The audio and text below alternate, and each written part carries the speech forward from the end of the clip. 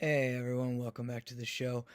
This is Gaming in the Keats, and I'm your host Chris. And today we got practice game number 2. You'll have to excuse me, my voice is a little hoarse. But yeah, we got practice game number 2 up against my club mate Chris Wynn, who did help me to do. Speaking tough, who helped me do the list review for our February first event. It's a one-day event at the Timonium Gaming Shop called Titans Games and Hobbies. It's where we usually play, and it's going to be a fun time. And I'm really looking forward to this matchup. So we've basically got.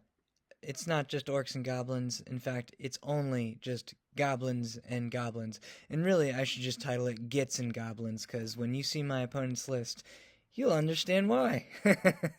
So let's get into it. Okay, so this is the list I have officially submitted on New Recruit for the event.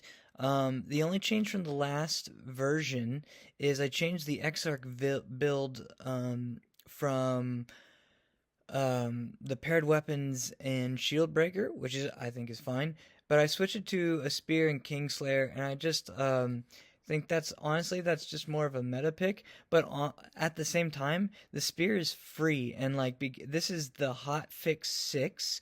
So it wasn't the hot fix. Today's Thursday as I'm recording it, so it wasn't the hot fix that came out, like any little updates that came out today, but this was like the original hot fix 6. So spear is free and Kingslayer is 40 points. So as you can see, some of my characters and units have kind of gone up and down in points, and I had to adjust the list. And to be honest, this was the cheapest build I could actually kind of find but still make the XR kind of, a little potent in combat, that would fit in this list.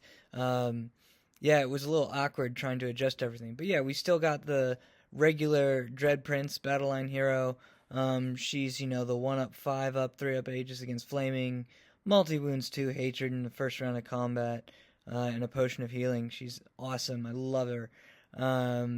Granted, ideally I want her on a Manticore, but with just given the points for everything, I just don't have it. I just don't have the points for a Manticore, so she's going to go on a Chariot for now. We've now only got 34 spears with the Sheltering Standard. They eat up a lot of damage, and so instead of taking a Banner of Speed, I just decided the Sheltering is just better for now.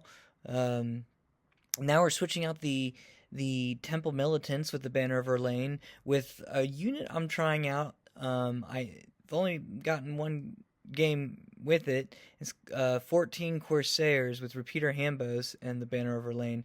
So this unit is interesting. It's like a pseudo auxiliary / pseudo militant unit all in one. They don't score, but they still give me a banner, and they're light troops, and they do get to stand and shoot. And so they produce the exact same amount of attacks as militants. They have the stand and shoot with the, 10-inch move, which goes to a 12-inch move because of the altar if they're next to it, and then, 12-inch shooting. So effectively, they can actually, they can get up the board and do some damage pretty quickly, and they have that stand and shoot. So I'm going to try them out.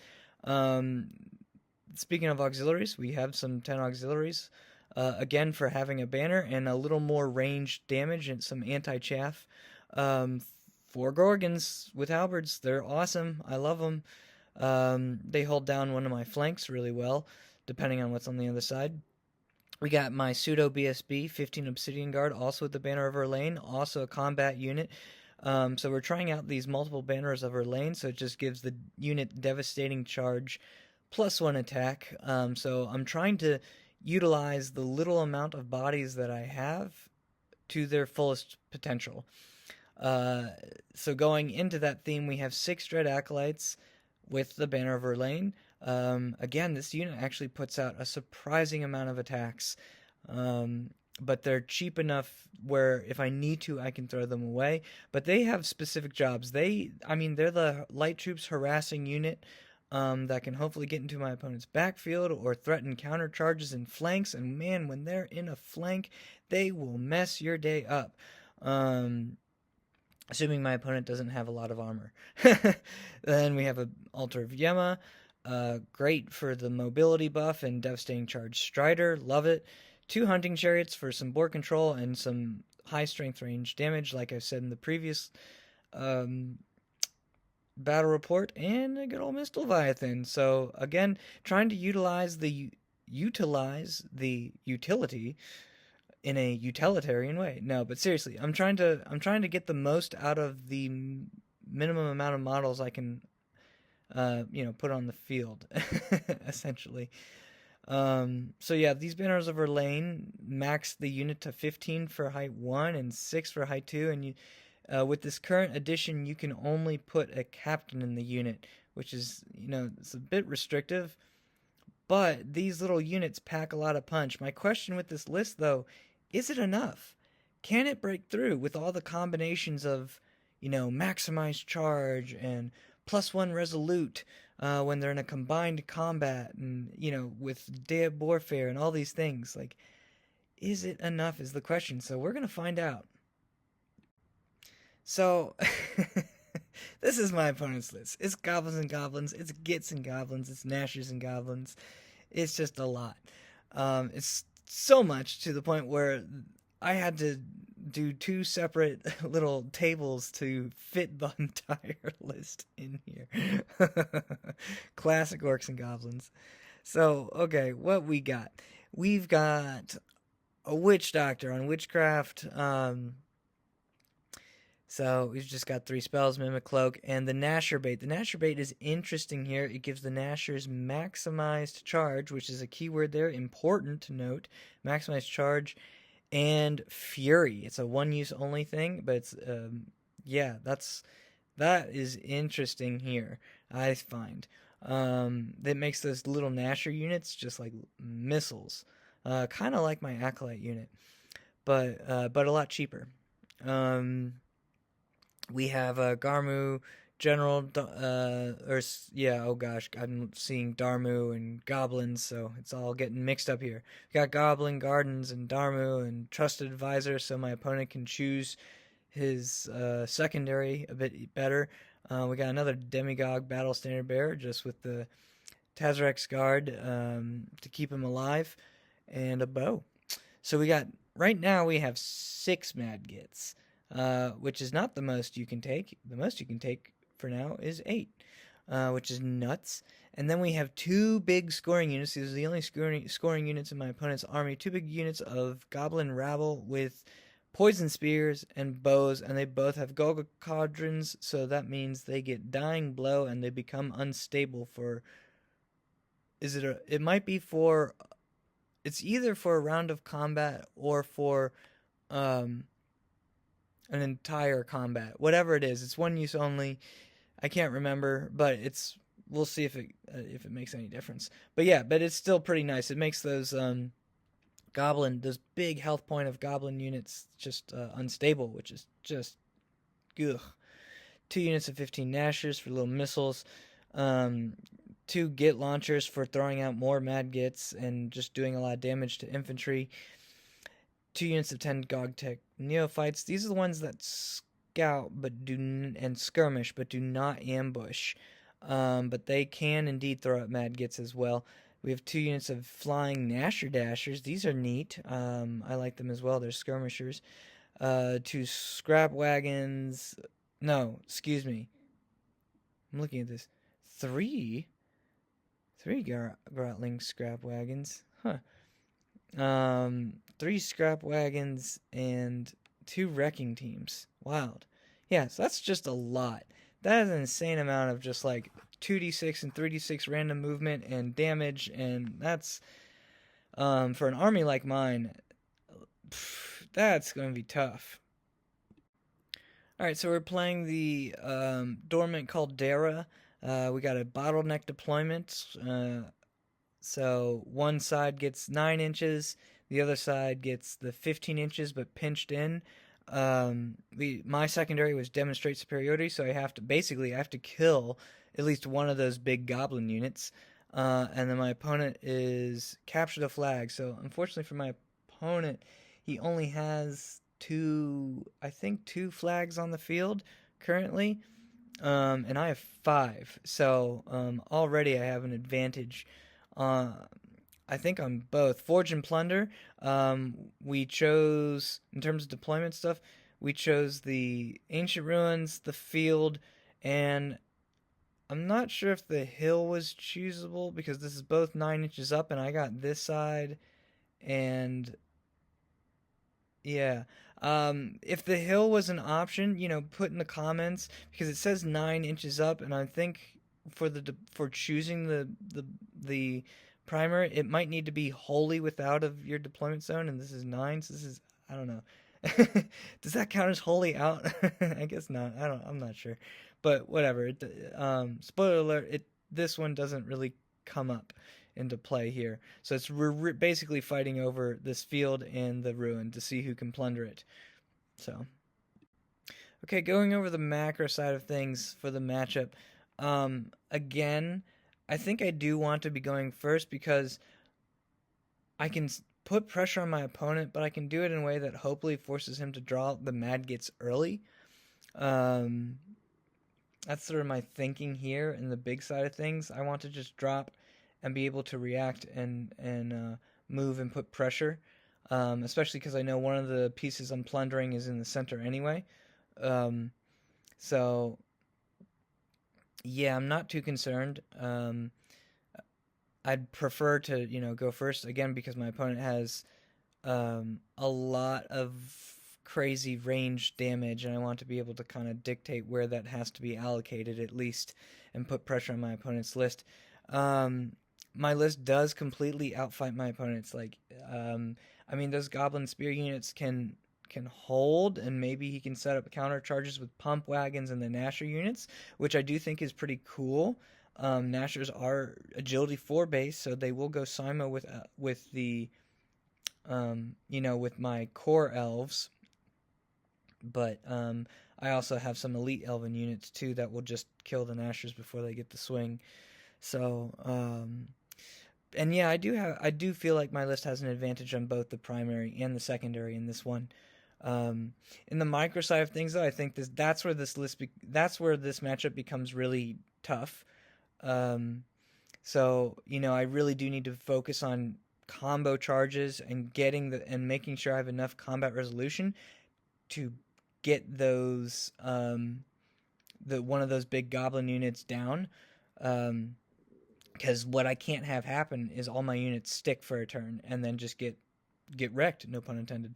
I do want to use my Mist Leviathan to the advantage that I have, which is just causing terror checks for those chaffing units. Or those skirmishing units. I do need to remember the Gnasher bait because that adds an extra maximized roll on top of the wall, and so I do need to be very conscious of that. Or the war cry, excuse me, whatever it's called.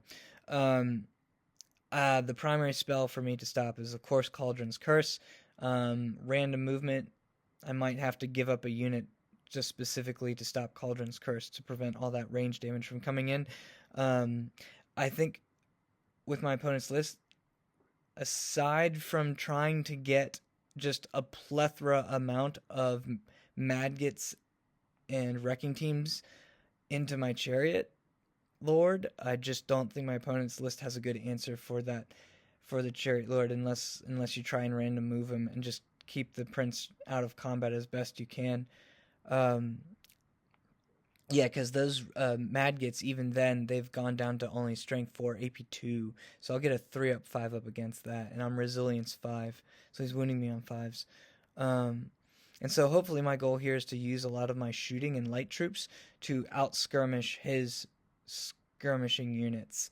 It will be tricky, no doubt. So I do think it's a green matchup for me because I have the advantage on the primary and secondary, and my list does outfight him, and I want to be fighting, relatively quickly, but it's definitely unstable because of the amount of damage that can be put out from all those Madgets.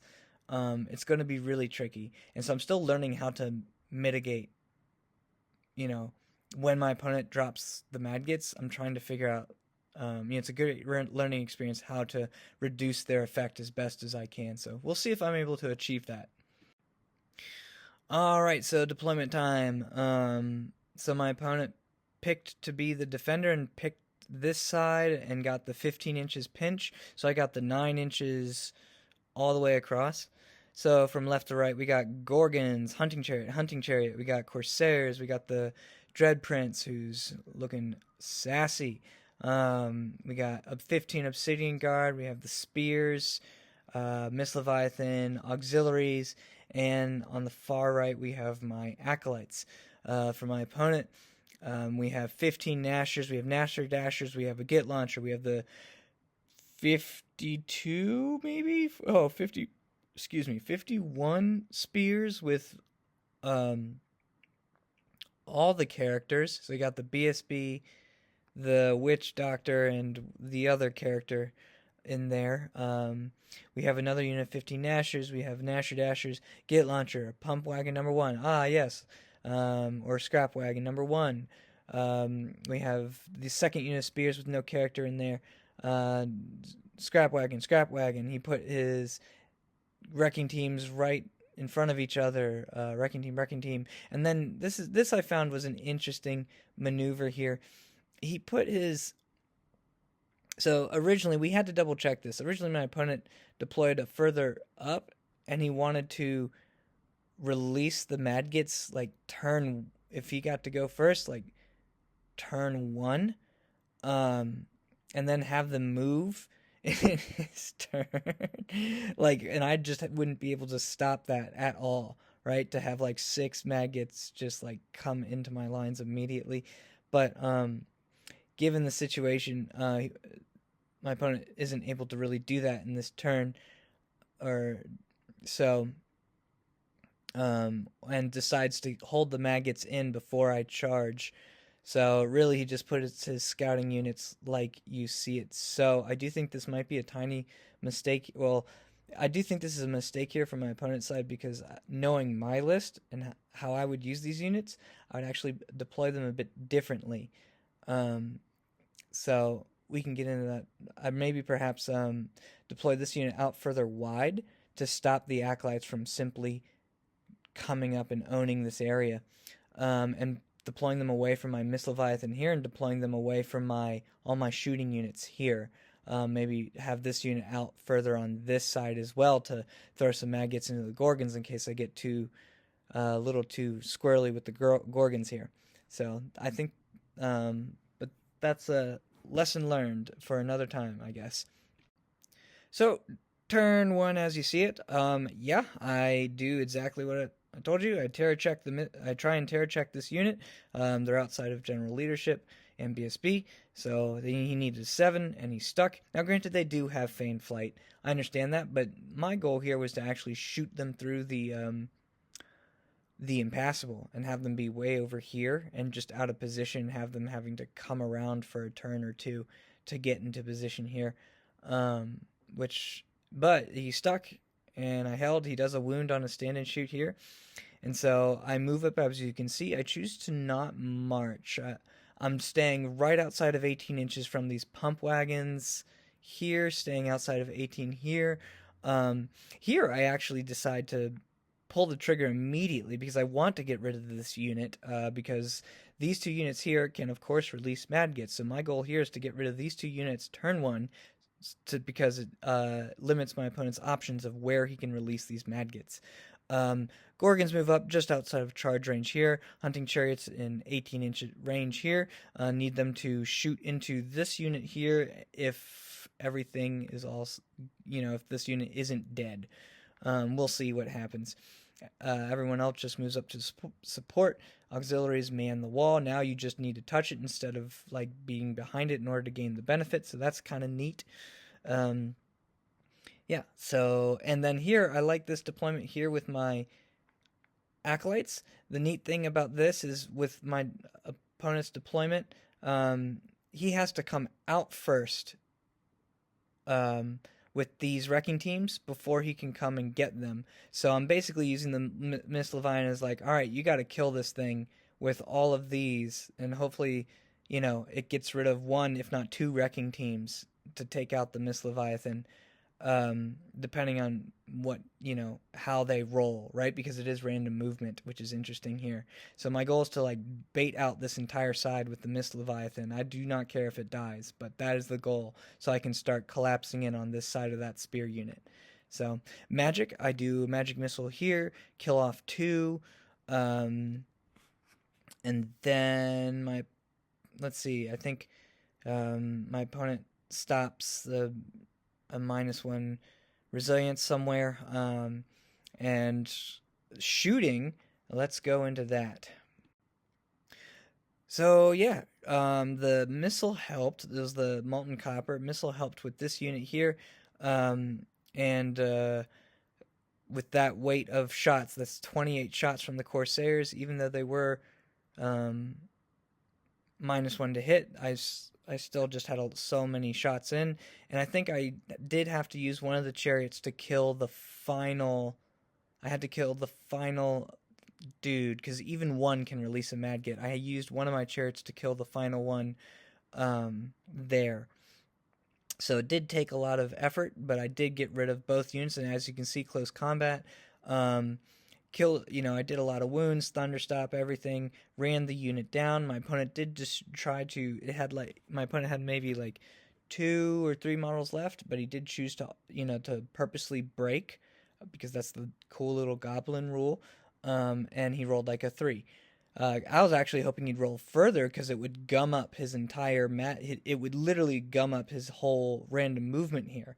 But because he only rolled a 3, these guys still had an ability to get out and move and just cause some damage. So I decided to just get rid of the unit, chase him down, and just say, all right, Mist Leviathan's gonna die.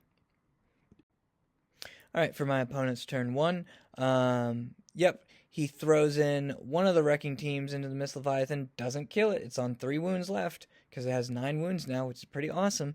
And so now the pump wagons have to go in and finish it off, which is great for me. I'm really happy about that. The other one is able to come out this way and start threatening my advance here, which I'm not a fan of. You can see here my opponent charged the Corsairs with this unit. I elected to flee because I really did want to try the stand and shoot and hold, but it was like going to be 4s and 4s, and the Nashers charging, going at the same time as the Corsairs. I just didn't want him to charge and then gum up my chariot, and then he was also planning on charging with both units. I didn't want to risk that, so I just decided to flee and just be safe behind here, and maybe I can use this unit as a slingshot into my opponent's backline. He random moves his other pump wagon this way just to keep him out of safe for harm. He's setting up countercharge with the Nasher Dashers here. Spears just kind of move up. He moves this unit back a little bit because they did take a shot from the hunting chariot and it killed one, so now they lost their swift stride. This unit comes over here to start countercharge, or set up countercharges for the Gorgons in case they want to get further up the board. And yeah, my opponent, in my opponent's magic phase, I stopped the reroll to wound on range damage. I think my opponent even fails to get the random movement spell off, or is simply just not in range, because his wizard is back here somewhere. So for now, no, not an eventful magic phase, I would say. Shooting, my opponent does pick off a few Obsidian Guard with one of the Git launchers. The other does nothing. And yeah, and as expected, the Mist Leviathan dies to impact hits. He chooses to overrun this way with the one going forward, and overrun this way with the scrap wagon to try and block up the acolytes. And of course I made sure that he couldn't get into anything if he rolled enough for the overrun, so we're all good here. Okay, my turn 2. I charge the acolytes into this pump wagon, and I charge the flank of this scrap wagon, with the auxiliaries. This one's a little risky here. I do have +1 to wound, but yeah, if I don't kill him, he has these grind attacks that might do a lot of damage to me. So I'm really hoping to kill him. Um, right. So, and further, I actually don't move up that much. This guy is just bugging me. I really don't want to take another freaking wrecking team to the face right now. I'm not 100% ready to engage. I don't want this guy, I don't want him to necessarily charge and then have this guy random move out into me either. So I'm still not quite done dealing with this one side yet before I feel comfortable advancing. Um, so yeah, basically I move the Gorgons up. I'm still just out of charge range for these guys. This unit moves up to, again, try and stop their Swift Stride. Um, so, magic, my opponent stops the magic missile on this guy here. But I have a bit of luck here. I get off both a -1 resilience. This is a big magic phase for me. I get a -1 resilience on this. I subtract his armor save as well. I get the -1 armor save. And I put up the Wall of Lead because when I tapped into the Arcane Ruins, it was the one that gave you the Wall of Lead bounce. So I put it up right here with the Obsidian Guard. My opponent and I were a little confused as to exactly how to set it up because we weren't sure if you set it up like touching the terrain piece or just like out. I don't know. We just figured, okay, the point is to have the Wall of Lead touch the Obsidian Guard and give them cover. That was the whole damn point. So, yeah, shooting, I plank off a couple wounds from each hunting chariot onto these units, and in my rallying phase, the Corsairs do rally very nicely here. And luckily, I do kill both pump wagons before they get to attack. Ironically, this unit here, the auxiliaries, like way overkilled it. And then it took a horse to actually put the last wound on this pump wagon. These guys actually whiffed a little bit. And I was like, oh, crap. Yeah, so breathe a sigh of relief. And now I'm also giving my opponent a choice. Where does he go with the wrecking team? Do I send him out this way to try and get one of my flag units? Does the wrecking team go into my spears to whittle it down? Does he try and hit the Obsidian Guard, which I think needed like an 18? It was very far away. So the point is to inundate my opponent with different options. So, I might lose something, but, it's still drawing. I just have to force my opponent to make a decision. So my opponent does make a decision and goes, as you can see here. He rolls 1 inch short of getting into this unit. I think he needed a 9. He rolled an 8. So I was like, oh my god. Woof. He moves this unit up. Like, I know what he's going to do, right? Like, I'm getting ready for it. And I understand why he's doing this. He's setting up his counter charges. He brings the pump wagon over here. Yeah. His spear unit doesn't quite, come up. He's still trying to respect the Gorgons here because he can't quite plunder this. Yeah, so the Gorgons are kind of keeping this whole side at bay, which I really like. But in my opponent's magic phase, I stop Cauldron's Curse, but my opponent does get off a Totemic Summon with his Bound spell and puts it right behind my Gorgons here, which is a little annoying. I don't like that. Or he puts it in their flank, really. So I'm not a fan of that. Yeah, shooting kills a couple more Obsidian Guard, I think. Or I think my opponent actually targets some spears this time. He does hit one. I am in cover. But I don't think it matters. This one's in short range, hits some spears and kills a few spears.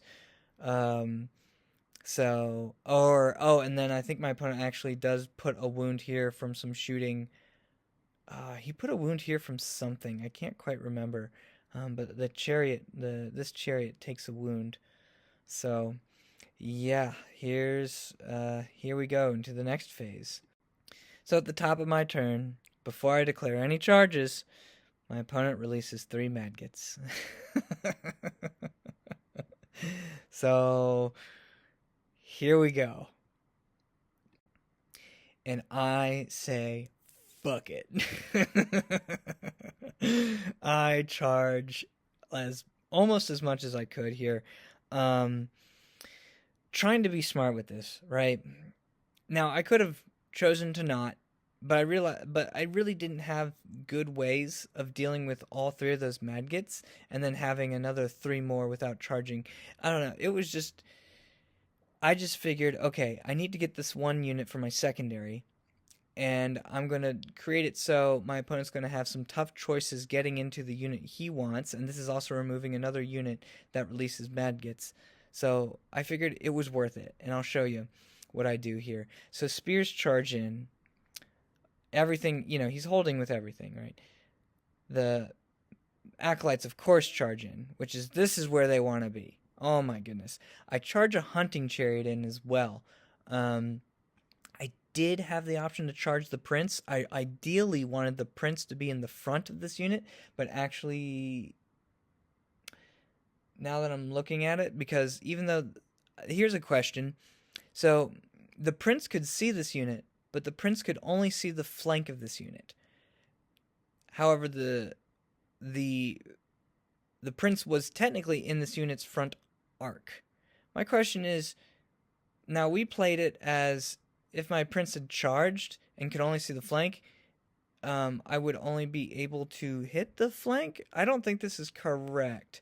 I'm not sure. I think I can indeed charge the front, and I think I would have, because first of all, devastating charge Strider here, so I don't care about these, the ruins. And I wanted the prince to soak up one of these maggots. Instead, because, it was precarious and the prince could only see the flank of the unit, and I didn't want the prince being in the flank, and this is how we played it. Could have been a mistake. I didn't want to throw the prince in here. So instead, I threw the Obsidian Guard to soak up 1 maggot, and I just had the spears to soak up the other. Because if I didn't throw the Obsidian Guard there, then the spears would have absolutely have had to soak up 3 maggots, and that would have been 96 hits on my unit. I'm just like, I'm not doing that. I need to disperse the hits out as much as I could. So I put it on the Obsidian Guard. Plus, they still have 6 attacks in this unit with the Banner of Verlaine, and this is +1 combat resolution for all rank and file here, because of this ruin type, and I'm trying to put as much resolution into this unit as possible because I know the Goga Cauldron is being popped. So that's my decision making there. After a long-winded decision-making explanation here, auxiliaries just chill, and they're just basically saying, I'm going to shoot this thing, and if I don't kill it, they're dead. Or the spears just get wrecked. The chariot moves up. I don't really know what I'm doing with the chariot right now. I think this is just the chariot. I'm trying to position so the chariot has countercharge options all over the place, and also trying to extend my 18-inch range. I think the chariot probably could have gotten away with just pushing up a bit more, just to threaten. I didn't want the spears to charge me and just combat res me to death here. So I think that's why I kept the chariot prince back. Here's where I make a mistake, and you'll see what happens. I position the Gorgons like so to give this thing a rear, but what this does is it gives this unit a 5 for a charge, and this unit a 6 for a charge. I do plan on trying to take away this unit's swift stride with this chariot. Corsairs use their light troops awesomeness to come over here, get within 12 inches. Everything is within 12, and just kill this thing because this is their job right now. But yeah, I think this play right here with the Gorgons is a bit of a mistake. In the shooting phase, magic. I do get off a -1 armor save on this unit and a -1 resilience on this unit, which is awesome. Yeah, so my opponent unfortunately was having a hard time stopping some of my spells. I also I do make a mistake here with this. So I accidentally applied Irresistible Will to the bound spell, um, which is incorrect. The Irresistible Will only affects learned spells. So that was my mistake. Lesson learned. I told my opponent afterwards, and yeah, we're all good there. But yeah, for future reference, Irresistible Will only applies to learned spells. So let's go. And combat. Oh my god. I popped the unit. I mean, like, this is probably overkill, but it needed to be in order to pop this unit. Like, I just had to. I couldn't ensure the unit sticking and then having all these counterchargers with Nashers. It was just not an ideal situation here. So, I think I did like a total of 36 wounds to the unit before it even struck. Now, granted, they do have Dying Blow, so, 2 wounds go on the chariot, a wound goes on to the altar, he kills a horse, or he kills an acolyte, but all in all, with all of that combat resolution and all of those bodies being dead, the unit just absolutely pops. So, and then here's my reform. I put the chariot this way to soak up a Nasher charge, and I put the acolytes this way, reform them to just soak up this charge here. Hopefully I can do some wounds to it if I don't die from like the grind attacks that are at agility 10. And I also do this because if he wants to charge the Nasher Dashers in, he's going to be blocking his own unit here. So, yeah, and I'm happy with the Nashers charging my spears all day. I don't care. So that's where we stand. So I'm punished for my mistake. Yep.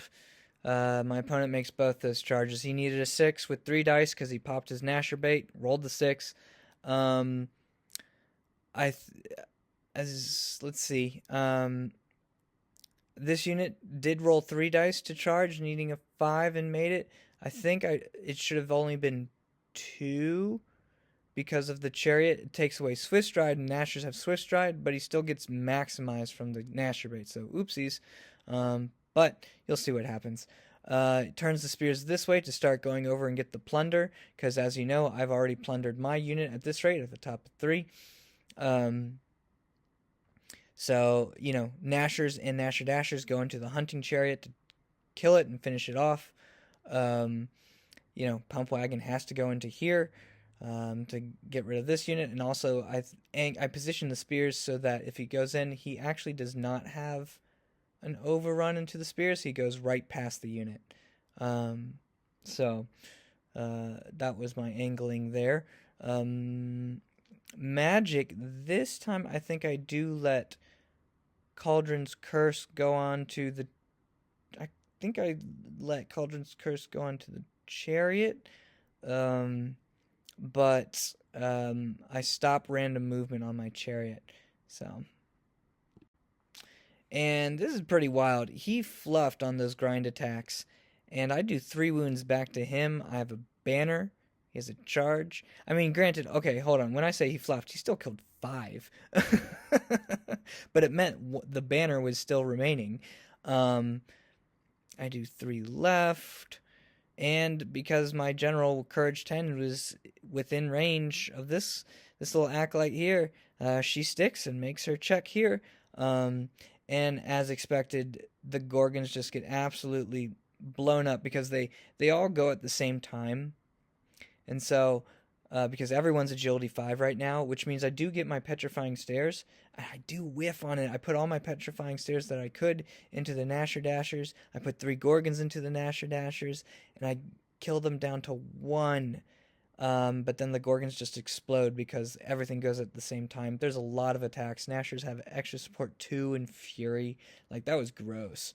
I just didn't make enough Aegis saves to be able to handle it, so the Gorgons just pop. And so my opponent reforms like so. Okay, as you can see here, my opponent easily kills the hunting chariot and overruns these Nashers this way, which is also kind of annoying because he literally comes right in front of my chariot. So I can either choose to charge here and get an overrun into his unit with an 11, or charge his unit here, eat 3 Nashers. Or, sorry, eat 3 Madkits. So that's, again, 96 hits on the chariot. That does have the weakness to range now. And, yeah, that's just, I don't know. I mean, it would be testing my chariot's tankiness for sure. So yeah, maggots were released top of my turn, and then I'd make my charges. So I just decided to clear away the Nasher Dashers at this rate. Not sure if this is the correct call here, but this is what I'm choosing to do. Oh yeah, and by the way, his Nashers made a massive overrun. I think he needed an 11 to get into the spears, and he got there, so I'm like, damn it. That holds up the spears for a turn. Alright, fine. So here my charges, I also charge the auxiliaries into this thing. It has 3 wounds remaining. Luckily this acolyte has Artistry of Death. I'm going to try and, I hope I kill it, honestly. I'm forcing him to, like, he has to put grind attacks basically on the acolyte, and maybe I break this thing, in order to get one of my flags. I also charge the Corsairs into his Nashers. I bring the chariot over to just shoot this thing. I don't feel like overrunning and then having a counter charge here. My plan is to just kill this unit, and then prepare for a flee and just draw this unit out. Yes, it will put him in the field to potentially get the plunder, but I don't know if there's a better play here right now to stop that from happening, unless I just happen to make that 11-inch overrun. So yeah. Magic, couldn't really tell you what happens. It's a little uneventful in this phase. I think I maybe get a -1 armor or a -1 resilience off on this unit again, and close combat, both units die. Nashers pop, I kill them all. It was pretty awesome. The Corsairs with all those attacks, it was brutal. Hitting on 2s because they have paired weapons at offense 6. Nashers are defense 2. Wounding on 3s. Yeah, that was, just eviscerated that unit, no problem. And then, spears. I think my altar, nope, we just still have a wound here. I think my opponent just, again, I just kill the unit before it really gets to do anything. It kind of fluffs. My opponent did try to kill or put some attacks onto my Exarch, but just misses, unfortunately. And then I reform like so. This unit is eyeing this way because I want to go after one of those Git launchers, and then this little acolyte who survived is just looking into the center. Alright, so my opponent does indeed charge his spear unit. I choose to flee, and my opponent does get enough to get into the field, so my opponent will be plundering on his turn 5. Not ideal, but there's nothing I can really do about that. So if I can't come up with a good plan, we might just tie the primary. One Maggot makes it into the chariot, does a wound, but the other 2 miss. The other 2 miss the chariot by an inch. Both by an inch, literally.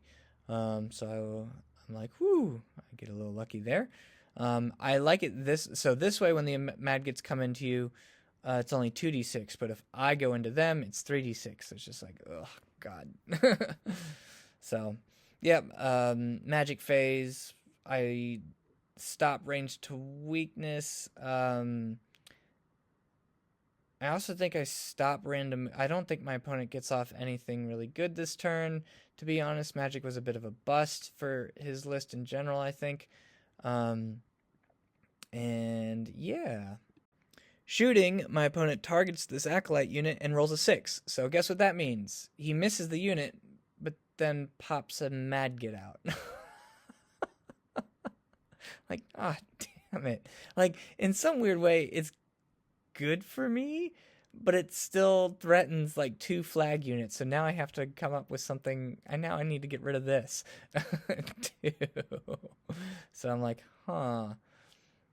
that's interesting. Alright, my turn 5. This is where I think I start to make some mistakes here in conserving points. I think this is a good lesson for me just in terms of end game of how do I start to conserve points with the lead I have. So, I bring the chariot over here. I think this is a good call. I'm still threatening the flank of both this unit of this unit here. Um, I bring the chariot over to give a courage 10 rally to this unit here because the 18-inch aura. Here's where I think I mess up. I should have just turned the spear unit around and then just moved 6 inches that way, right? Instead, I back up 3. I don't think this is the correct play. I really just should have been getting the spears out of dodge away from these madgets. So, yeah, I think this is a mistake. I do, however, am able to bring the Acolyte. I think we figured the Acolyte could still march, because this unit didn't have any proper rank or anything like that. This is just like a random light troops model. So we figured that the Acolyte could still march fully and get out of the way here. And my auxiliaries, instead of risking a 4 on 1 dice to charge like a 50-50, I just decided to move as far as I could and shoot this unit instead. So I'm still trying to get away from that Madget, but this I think is it's the safer play, because this way at least I can shoot this unit to remove a unit that's it gets me points and shooting me for a turn.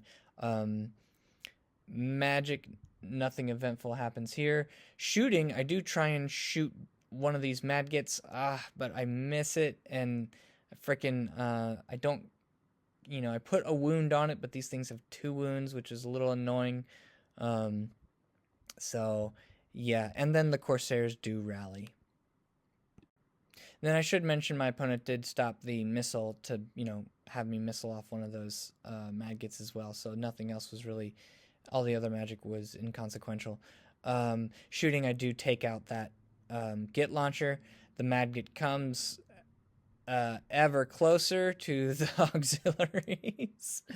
So now there's only one Git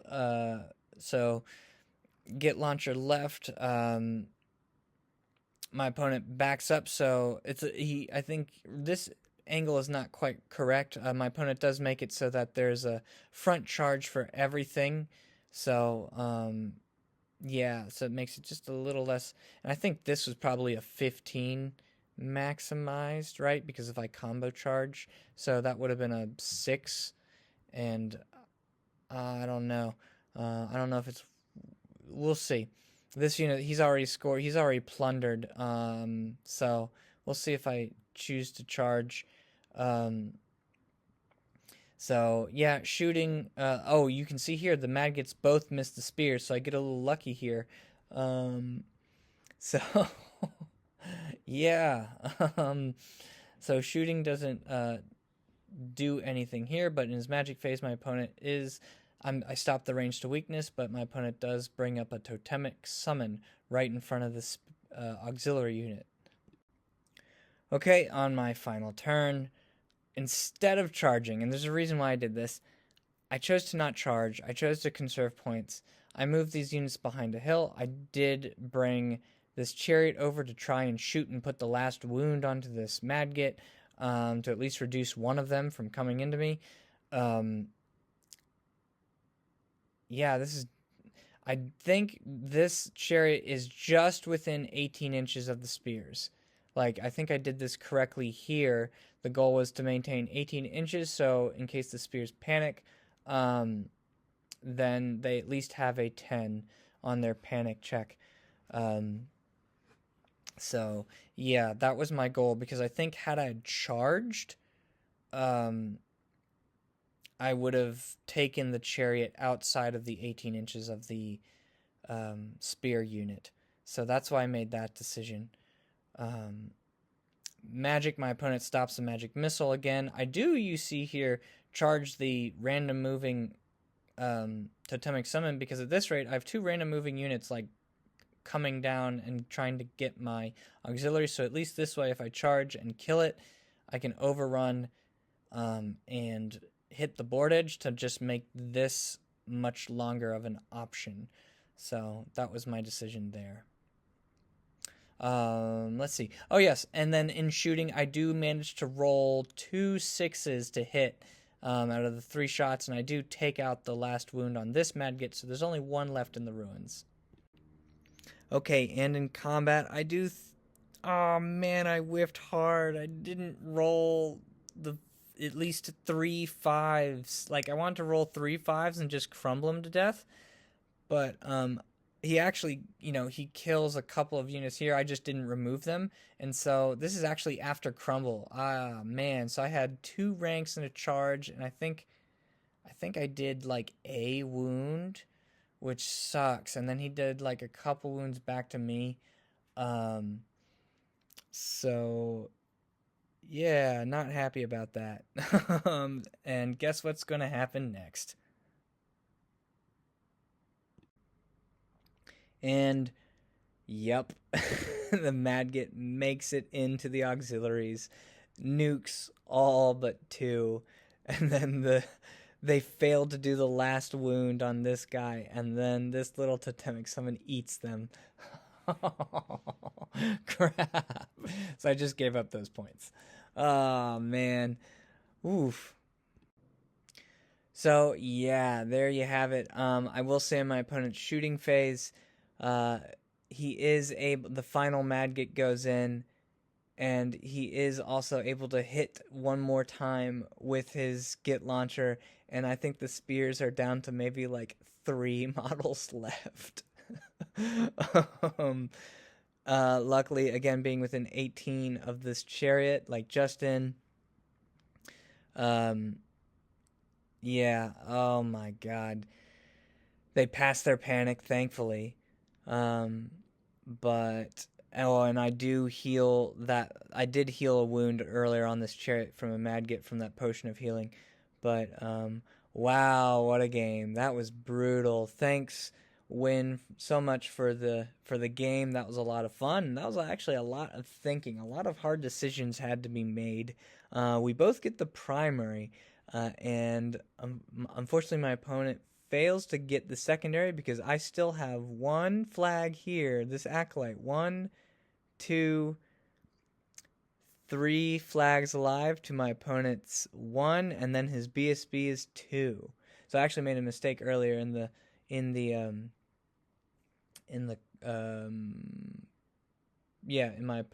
matchup saying that he only had 2 flags. He actually has 3 if you count the BSB. So there you have it. Thanks to this little acolyte that could. Okay, and that brings it to a final score of 13-7, a Dread Elf victory. It was a 12-8 on points, and then when you include the secondary, I was able to get mine by getting one of his big goblin units. Unfortunately, my opponent was not able to get his, so it made it a 13-7. So there you have it. Yeah, I did lose a lot of units. I had to sacrifice a lot of units. I got lucky on not losing some units for sure. And yeah, with my opponent's list, he just, I'm not going to put the casualties, like everything that my opponent lost, but it was a lot. It's just a lot of space being taken up there. So, yeah, great game, Chris. That was a lot of fun, and we did have a great learning experience. We were also kind of coaching each other as well in the game of just like making some, just again in preparation for the tournament. So it was a nice little like we were helping each other out as we played the game. All right, so my thoughts here. So I was overall happy with my deployment. Like I made sure that if I was going to march, I was going to be outside of the ruins in my deployment zone with the 9 inches. I still kind of controlled the center plunder objective. I was happy about that. I was happy how I set up my left and my right side. I thought it gave myself some options for how to be aggressive on the flanks. Although I do think I could have been, that being said, I think I maybe could have found a way to be more aggressive. I did find it difficult to push 100% because of those random movement threat ranges with all those agility 10 grind attacks and all the Madgit stuff. So I do think I was hesitant to push forward as much as perhaps I should have. I'm not sure. Um, and that being said, it kind of cost me from putting more pressure on my opponent in terms of winning the primary. Um, I do think I misplayed my endgame in terms of conserving points overall. And in this type of matchup, yeah, like all the range damage proved to be super swingy as expected. And sometimes it was like pretty epic, and other times it was like a complete dud, and everything in between. It was very hard to gauge, which makes it for a very fun and interesting match too. In terms of the micro stuff, I was happy with how I played the Mist Leviathan. Um, Personally, I thought it really kind of, you know, I was happy with it, with that play, um, and I was gonna effectively use it to just like fly on top of two wrecking teams anyway to like blow them up if my opponent gave me that option, like if they were close enough together. Um, but yeah, that was, so I'm happy with there.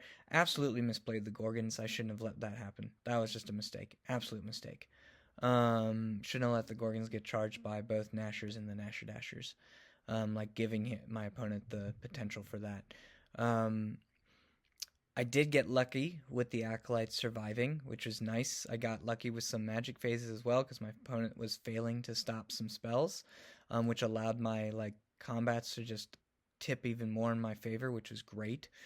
Um, I think maybe on that whole aggressive point, I could have been more aggressive with the Chariot Prince, but it's hard because it's light troops. You can't just throw the Chariot Prince into like, I'm not going to throw head first into a big unit of like poison spears with all this static combat res. Like, no way. You need to combo charge it. And my opponent, I think, did a good job of mitigating as well my Chariot Prince's aggression. So, well played to my opponent there. Um, and then, yeah, like misplaying the spears at the end, not turning them around, moving 6, and then marching 12 with the altar my last 2 turns to get away from those wrecking teams. Or not wrecking teams, the maggots, like, because it cost me their points by not doing that. So, um, yeah. So, lesson learned there. Woof, 57 minutes going on 58. Y'all are awesome if you've made it this far. Thank you so much. I greatly appreciate it. I love the interaction. Any comments that you want to post or thoughts, just absolutely love it. And enjoy being a part of the community, honestly. Looking forward to the event this Saturday. Technically, for me, I actually start on Friday because I have an obligation at the end of Saturday. So the way that we've designed it now, I've talked to my opponent and I've talked to the organizer James about this. I'm going to actually be playing my round 3 on Friday. Now, granted, the point of this is to just get in 3 games. The goal was to play with Mark, like a very competitive player, so like assuming with the round 3, but unfortunately he's not able to make it. So we'll just play what I can. I didn't want to have to drop from the tournament because of it, so I'm gonna get my 3rd game in Friday as with the ringer, or anyone who can step in. That's there. We're still working that out, but yeah, my goal is to just get in 3 games for the weekend and post the reports and talk about the event. So that being said, again, appreciate y'all for watching and listening, and ciao for now, y'all.